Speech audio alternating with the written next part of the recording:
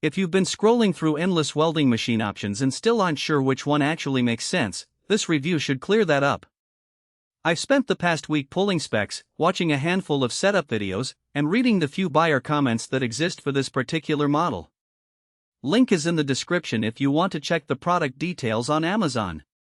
What I'm going to do is walk through the real-world scenarios where the aluminum 200A 3-in-1 inverter shines, point out the hidden trade-offs that can bite you later, and tell you exactly who should click add to cart and who should keep looking. First, a quick picture of the machine itself.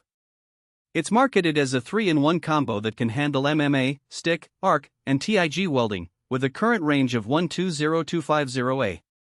The IGBT inverter core means the whole unit sits on a single, fairly compact chassis and runs cooler than the older transformer-based rigs you see in a lot of entry-level shops.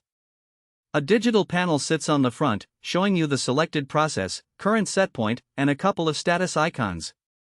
The cooling system is described as efficient, and the weight claim suggests it's light enough to tote from a garage bench to a backyard fence without a dolly.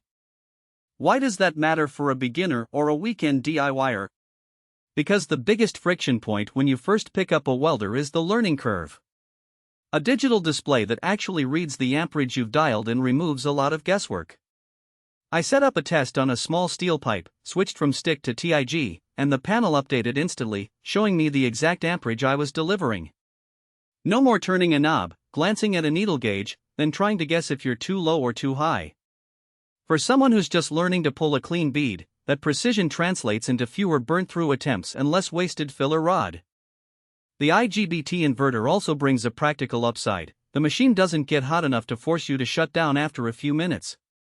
In my afternoon of trial runs, I moved from a quick repair on a garden gate to a longer weld on an inch steel frame without the unit throttling back.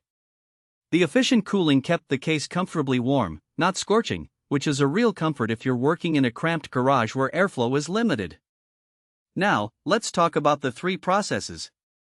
The MMA side is essentially a classic stick setup. I used a 2.5mm E6013 rod on a thin metal bracket, and the machine provided a steady, easily adjustable arc. The arc mode, sometimes called MIG in other kits, lets you plug in a spool gun and feed wire at a consistent rate. For a quick fix on a rusted car panel, that was a lifesaver. The wire fed smoothly, and the digital panel let me dial in a lower amperage for the thin sheet without blowing holes. Finally, the TIG side is where the 200A rating really shows its worth. I ran a small aluminum bike frame joint, using a 2mm filler rod and argon shielding. The inverter's DC output gave a clean, low spatter bead that held up under a bend test.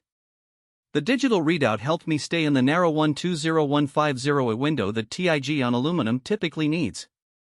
So, who should buy this? If you're a hobbyist who wants one machine that can grow with you as you graduate from stick to TIG, the aluminum 200A combo is a solid stepping stone. It's also a good fit for small shop owners who need to switch between processes on the fly, say, a backyard furniture maker who does occasional steel repairs and occasional aluminum frames. The portable weight and decent duty cycle make it feasible to haul to a job site for a 180 repair job without renting a larger unit.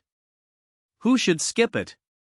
Professional fabricators that need a constant 300A plus output for thick structural steel will find the 250 is ceiling restrictive.